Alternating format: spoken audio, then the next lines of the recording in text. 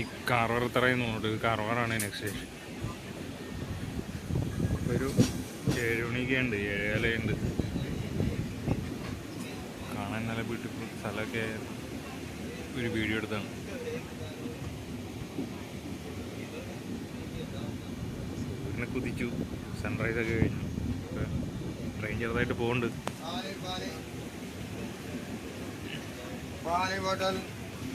കാണാൻ സംഭവം ഒക്കെ എടുത്താണ്.